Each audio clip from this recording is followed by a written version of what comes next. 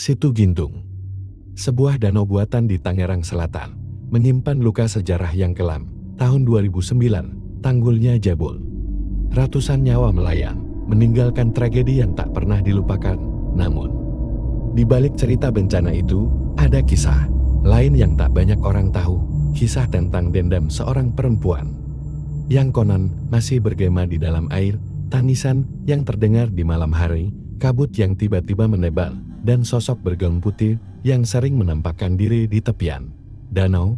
Apakah tragedi itu benar-benar murni bencana alam, atau ada kekuatan gaib yang menuntut balas? Malam itu, Situ Gintung tampak tenang. Kabut tipis menggantung di atas permukaan air, seakan menyembunyikan luka lama tragedi tanggul jebol yang pernah merenggut ratusan nyawa. Namun ketenangan itu hanyalah semu. Andra, seorang mahasiswa jurusan sejarah, berdiri di tepi danau sambil membawa buku catatan dan recorder kecil. Ia sedang menyusun skripsi tentang mitos di balik tragedi Situ Gintung. Bagi sebagian orang, kejadian itu hanyalah bencana alam. Tapi bagi Andra, ada sesuatu yang lebih gelap, sesuatu yang tidak pernah diungkapkan secara resmi. Kalau bukan karena tugas, aku nggak bakal datang malam-malam gini, gumamnya sambil menyalakan recorder. Tiba-tiba, dari arah tengah danau terdengar suara lirih, tangisan perempuan. Suara itu jelas, panjang, dan penuh kesedihan. Jantung Andra berdegup kencang. Ia menajamkan telinga, memastikan bahwa itu bukan suara angin. Tangisan itu semakin jelas, seolah berasal tepat di bawah permukaan air. Andra menelan ludah. Ia mencoba merekam suara itu, tapi recordernya tiba-tiba mati. Baterainya yang tadi penuh mendadak kosong. Gila, apa ini cuma halusinasi? Bisiknya. Langkah kakinya mundur perlahan, namun saat ia menoleh, terlihat seorang perempuan berpakaian putih, lusuh berdiri di seberang jalan setapak, rambutnya panjang menutupi wajah. Andra terdiam kaku. Perempuan itu hanya berdiri, tak bergerak sedikit pun. Lalu, suara tangisan itu berhenti, hening sunyi. Andra memberanikan diri, melangkah maju. Tapi ketika ia berkedip, perempuan itu hilang. Tak ada siapapun di sana. Hanya kabut dan suara serangga. Malam keesokan paginya, Andra menceritakan pengalamannya kepada Bu Ratna, seorang warga tua yang sudah puluhan tahun tinggal di sekitar danau. Wajah wanita tua itu langsung pucat. "Kamu dengar tangisan itu?" tanya Bu Ratna dengan suara bergetar. "Iya, Bu, dari arah tengah danau. Apa itu arwah korban tragedi dulu?" Bu Ratna menggeleng, lalu menunduk. "Bukan, Nak, itu bukan suara korban. Itu suara yang lebih tua dari tragedi itu sendiri." Andra terkejut, maksud Ibu? Bu Ratna tak menjawab, matanya hanya menatap danau dengan sorot penuh ketakutan. Malam berikutnya, Andra kembali ke tepi danau dengan dua temannya, Raka dan Sinta. Mereka menyalakan kamera untuk merekam bukti. Awalnya, hanya suara jangkrik dan kodok. Tapi tepat tengah malam, tangisan itu terdengar lagi. Kali ini lebih keras, seperti banyak orang menangis bersamaan. Air danau beriak. "Padahal, tidak ada angin, bro. Gue nggak enak nih, pulang aja yuk," kata Raka sambil memegang kamera yang bergetar di tangannya. "Justru ini momen penting," sahut Andra. Tiba-tiba, Sinta berteriak histeris. Ia melihat sosok perempuan putih yang sama, tapi kali ini jauh lebih dekat. Wajahnya pucat, matanya kosong menatap mereka. Dari mulutnya mengalir air hitam pekat, menetes ke tanah hingga membentuk genangan kecil. Andra dan Raka langsung menarik Sinta, berlari sekuat tenaga meninggalkan tempat itu. Namun suara tangisan terus mengikuti, menggema di telinga mereka meski sudah jauh dari danau. Setelah berhasil tiba di rumah kos, mereka mencoba memutar ulang rekaman kamera. Anehnya, tidak ada suara tangisan, hanya gambar air danau yang tenang. Tapi ada satu hal yang membuat bulu kuduk mereka berdiri. Di layar, mereka bertiga sedang merekam di tepi danau. Dengan satu sosok tambahan berdiri di belakang mereka, seorang perempuan berambut panjang menunduk dengan wajah tak terlihat. Andra mulai menyadari bahwa tragedi Situ Gintung tidak hanya soal tanggul yang jebol. Ada sesuatu yang lebih besar, lebih tua, dan lebih mengerikan yang sedang menunggu untuk bangkit. Setelah kejadian mengerikan malam itu, Andra, Raka, dan Sinta hampir tak bisa tidur. Gambar sosok perempuan yang muncul di rekaman kamera terus menghantui mereka. Andra merasa semakin yakin bahwa tragedi Situ Gintung menyimpan sesuatu yang lebih kelam daripada sekadar bencana alam. Keesokan paginya, mereka kembali menemui Bu Ratna dengan wajah pucat. Andra menunjukkan rekaman itu. Bu Ratna terdiam lama, lalu memejamkan mata seakan menahan sesuatu yang berat. Aku sudah menduga. Gumamnya lirih. Menduga apa, Bu? Siapa perempuan itu? Desak Andra. Bu Ratna menatap mereka bergantian, lalu menarik napas panjang. Kalian harus tahu, jauh sebelum tragedi Tanggul Jebol, Situ Gintung ini punya cerita yang tidak pernah ditulis di buku sejarah dulu. Ada seorang perempuan bernama Sekar Ayu, anak seorang bangsawan kaya yang memiliki tanah di sekitar sini. Menurut cerita, Sekar Ayu terkenal karena kecantikannya. Banyak lelaki yang ingin meminangnya, termasuk seorang penguasa tanah sekaligus dukun sakti yang tamak. Tapi Sekar Ayu jatuh cinta pada pemuda biasa, seorang nelayan miskin bernama Jaya. Ketika sang penguasa tahu cintanya ditolak, ia murka. Dengan ilmunya, ia memfitnah Jaya sebagai pencuri. Jaya dihukum mati dengan cara ditenggelamkan di danau. Sekar Ayu yang putus asa berusaha menyusul kekasihnya. Malam itu, ia berdiri di tepi situ Gintung, mengenakan kain putih, dan melangkah masuk ke dalam air sambil menangis. Sejak saat itu, warga sering mendengar tangisan perempuan di danau. Orang bilang, arwah Sekar Ayu tidak pernah tenang. Kata Bu Ratna dengan suara bergetar, tangisan yang kalian dengar itu bukan sekadar suara korban tragedi, tapi jeritan hati yang terjebak ratusan tahun. Kejanggalan baru Sinta yang sejak tadi terdiam, tiba-tiba bergumam lirih, Bu. Perempuan itu. Dia nangis, terus dari mulutnya keluar air hitam. Apa itu juga bagian dari legenda? Bu Ratna menggeleng, itu bagian yang lebih berbahaya. Kalau air hitam sudah muncul, berarti dendamnya semakin kuat. Ia mencari pengganti, seseorang untuk ikut tenggelam bersamanya. Raka merinding. Pengganti? Maksudnya tumbal? Bu Ratna menatap mereka dengan sorot penuh arti. Mungkin salah satu dari kalian sudah ditandai. Malam harinya, ketika mereka bertiga masih membicarakan cerita Bu Ratna, tiba-tiba listrik kos Andra padam. Gelap gulita. Dari jendela terdengar suara gemericik air, padahal kamar kos mereka jauh dari danau. Sinta berteriak, air. Lihat, airnya. Masuk. Benar saja, air hitam pekat merembes dari bawah pintu, memenuhi lantai kamar. Mereka panik, naik ke atas kasur. Namun, yang membuat darah mereka beku adalah ketika suara tangisan itu terdengar lagi, kali ini dari dalam kamar. Suara perempuan menangis tepat di sudut ruangan. Saat mereka menoleh, samar-samar terlihat sosok putih berdiri membelakangi mereka. Rambutnya menutupi wajah, bajunya basah kuyup, dan air hitam terus menetes dari tubuhnya. Dia Sekar Ayu, bisik Andra dengan suara bergetar.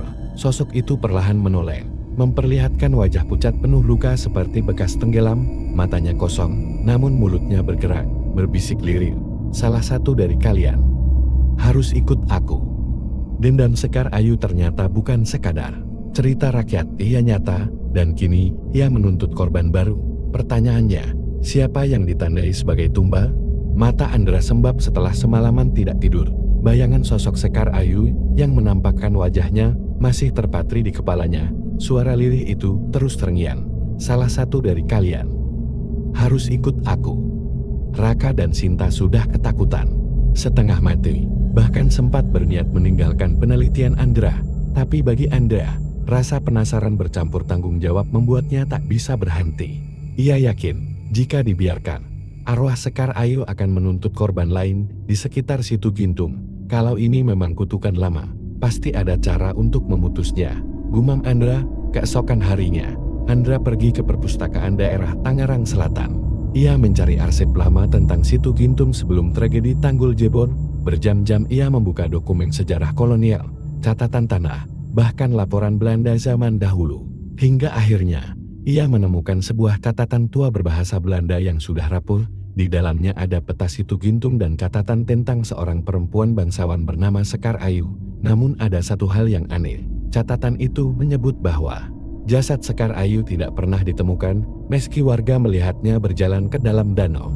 Bahkan ada rumor, sebelum menghilang, ia bersumpah dengan darahnya sendiri. Barang siapa merenggut cintaku, akan kutenggelamkan bersama mereka, dan barang siapa menutup mataku, akan kutandai untuk selamanya. Andra menelan ludah. Sumpah itu terdengar seperti perjanjian kutukan. Tak puas dengan arsip, Andra mencari Pak Sarman, sesepuh yang tinggal di kampung tua dekat danau.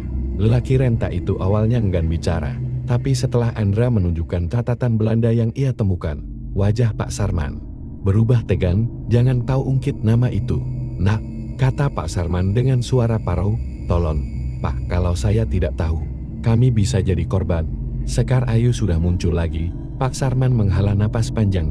"Dulu, leluhur kami sudah mencoba menghentikan dendamnya. Mereka membuat ritual penyegelan air danau dijaga dengan doa, dan setiap tahun warga memberi sesajen bunga melati di tepian. Tapi sejak zaman berubah, orang-orang tak lagi percaya. Ritual itu berhenti, dan tanggul jebol seakan jadi tanda bahwa segelnya runtuh." Andra semakin serius mendengarkan. "Jadi maksudnya, untuk menghentikan dendam Sekar Ayu, harus ada ritual?"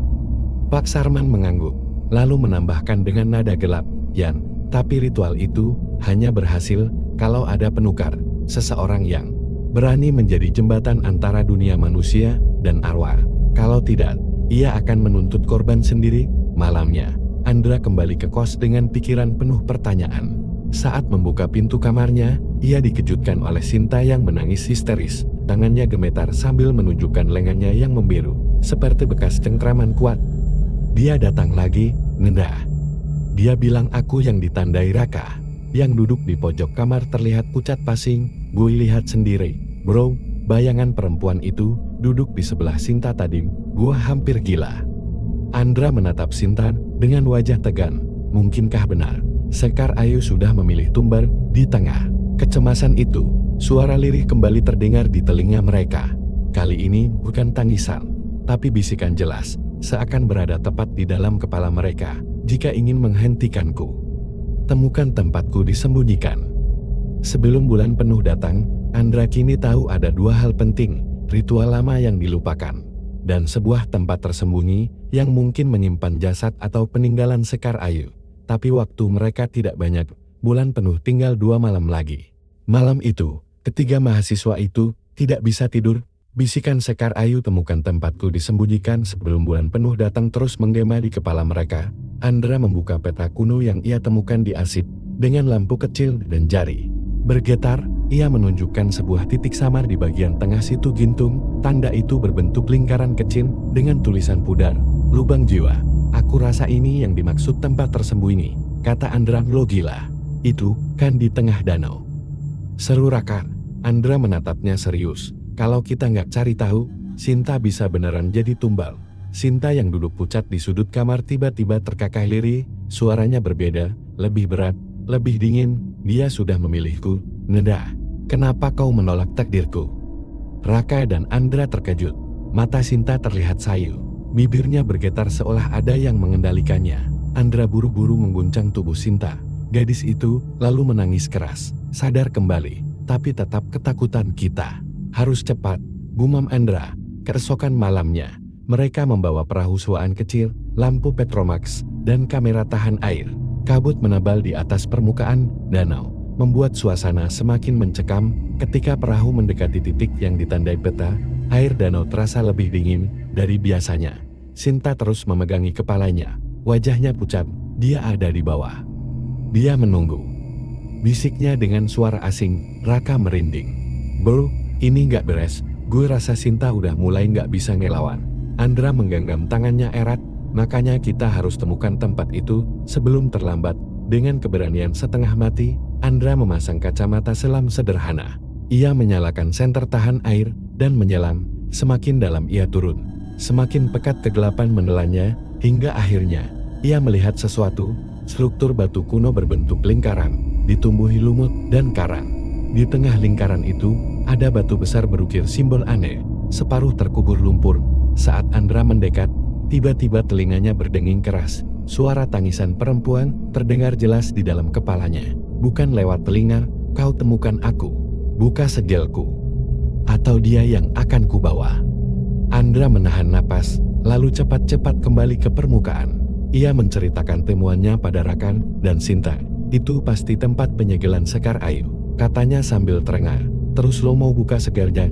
Gila lo," bentak Rakan. Teror di atas perahu. Belum sempat mereka berdiskusi, perahu mereka bergoyang hebat. air di sekitar mereka berputar seperti pusaran kecil. Dari permukaan air muncul gelembung-gelembung besar, lalu sebuah tangan pucat menjulur keluar, mencoba meraih sisi perahu. Sinta menjerit, tubuhnya mendadak kaku, mulutnya bergerak sendiri, suaranya berubah menjadi suara perempuan lain, "Kalau kalian tidak membebaskanku, aku akan ambil dia sekarang juga." Mata Sinta melotot, hitam pekat, lalu air hitam mulai keluar dari mulut dan hidungnya. Raka panik, memegangi tubuh Sinta, agar tidak jatuh ke air. Andra gemetar, ia sadar, pilihan mereka hanya dua, membuka segel dan berisiko membebaskan arwah pendendam, atau membiarkan segel terkunci, tapi kehilangan Sinta sebagai tumbal. Malam itu, di atas perahu kecil di tengah Situ Gintung, mereka dihadapkan pada dilema mengerikan, dan waktu terus berjalan.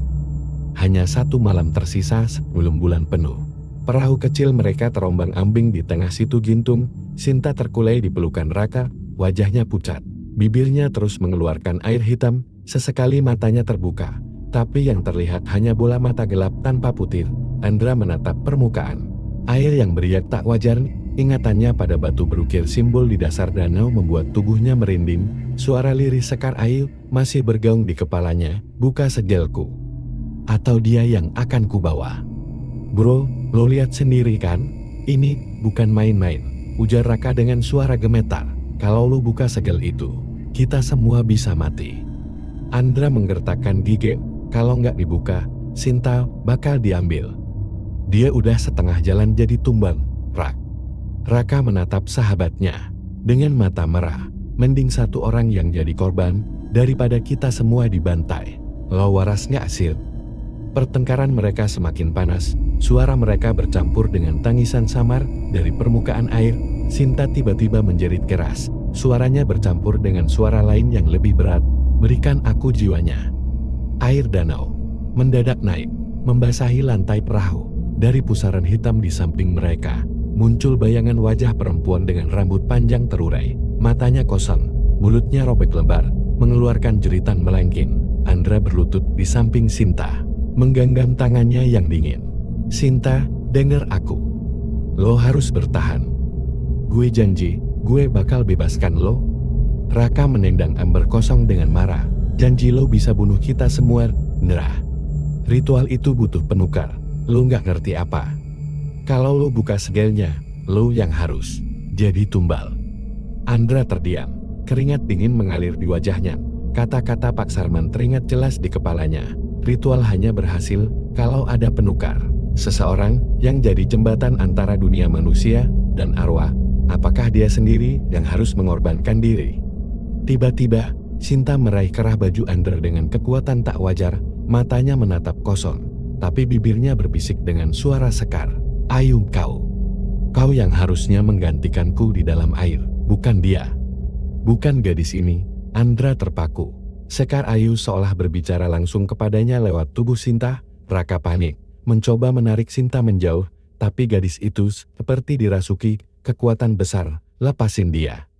Raka berteriak, tapi tubuh Sinta justru semakin liar, tangannya meremas leher Andra. Di tengah kekacauan, Andra melihat sesuatu di dalam pusaran air kilauan samar dari ukiran batu di bawah sana.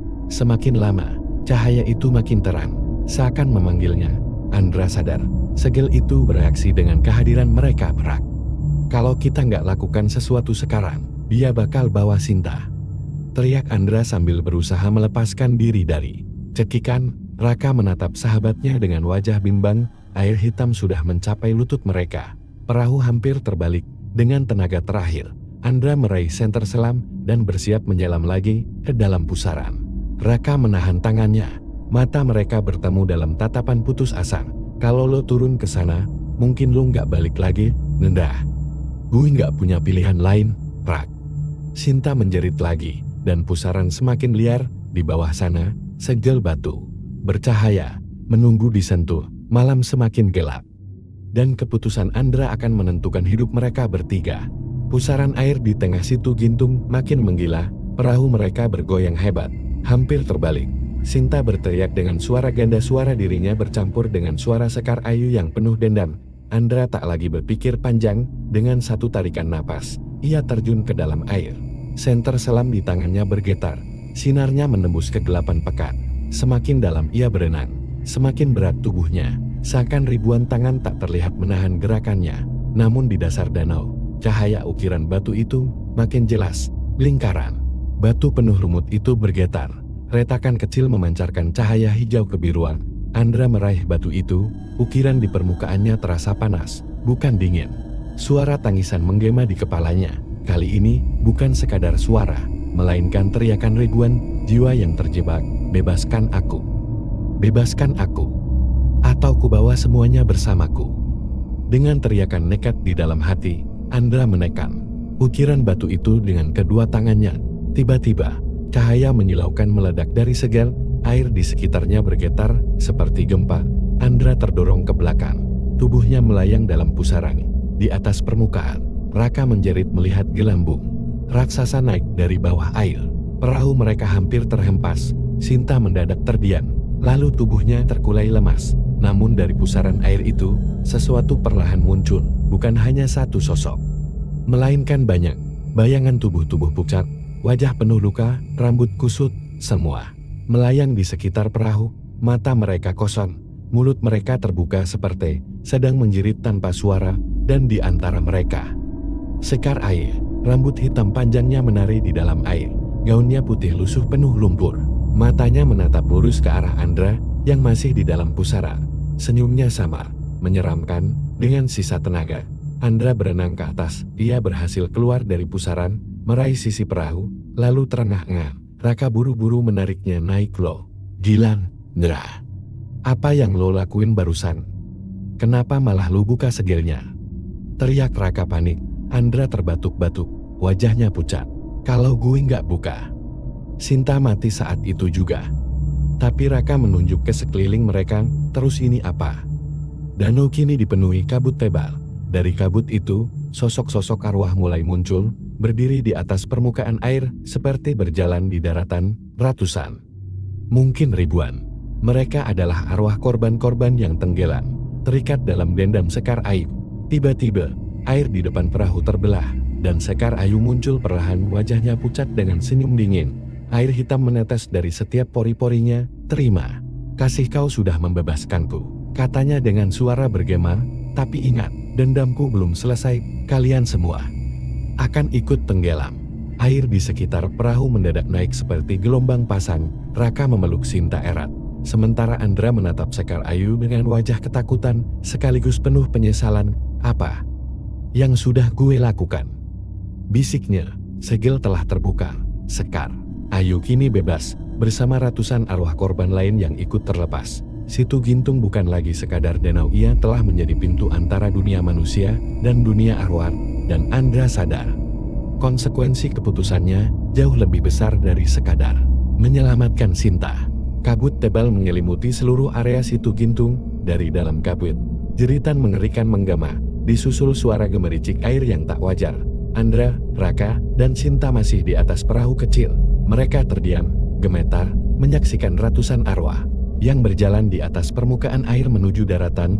Tubuh-tubuh pucat itu perlahan memasuki desa dia Tuhan. Mereka beneran ke kampung.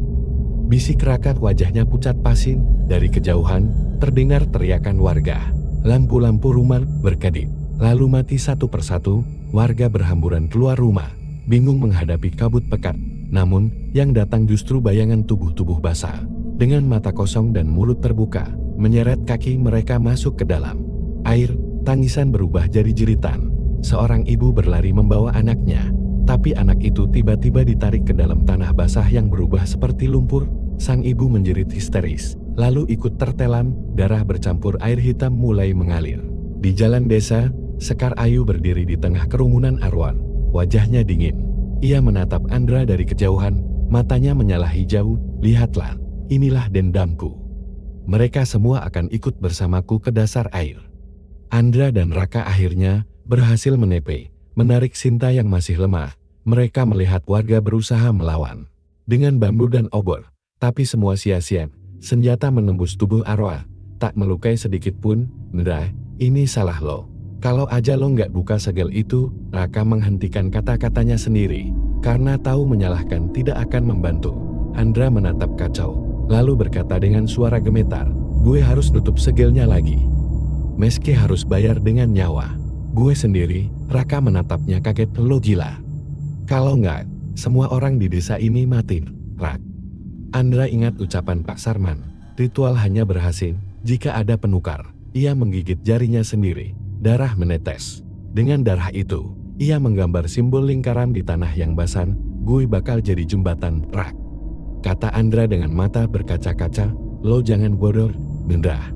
Raka menahan tangannya, tapi tiba-tiba Sekar Ayu muncul tepat di depan. Mereka sosoknya semakin mengerikan, wajahnya penuh retakan. Tubuhnya mengeluarkan air hitam tak henti-henti. Ia menatap Andra dengan senyum lebar. Kalau kau mau menggantikan posisiku, masuklah ke air. Hanya begitu dendamku terpuaskan.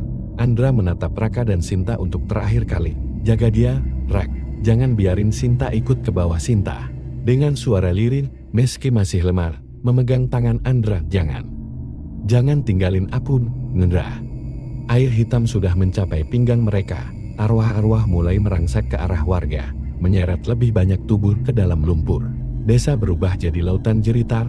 Andra menutup matanya, lalu melangkah ke dalam air, semakin dalam, hingga tubuhnya ditelan pusaran. Tiba-tiba, cahaya hijau menilaukan muncul dari tengah situ Gintung. Arwah-arwah menjerit bersamaan. Tubuh mereka meledak menjadi kabut hitam yang menghilang ke udara. Sekar Ayu menatap langit dengan teriakan terakhir penuh amarah. Sebelum tubuhnya pecah menjadi ribuan serpihan air, danau kembali tenang. Kabut menghilang. Raka menjerit histeris memanggil nama sahabatnya. Tapi hanya ada riak tenang di permukaan. Sinta menangis dalam pelukannya. Situ Gintung kembali sunyi, seolah tak pernah terjadi apa-apa. Tapi dari dalam air, samar terdengar bisikan lirih, aku di sini. Aku masih di sini.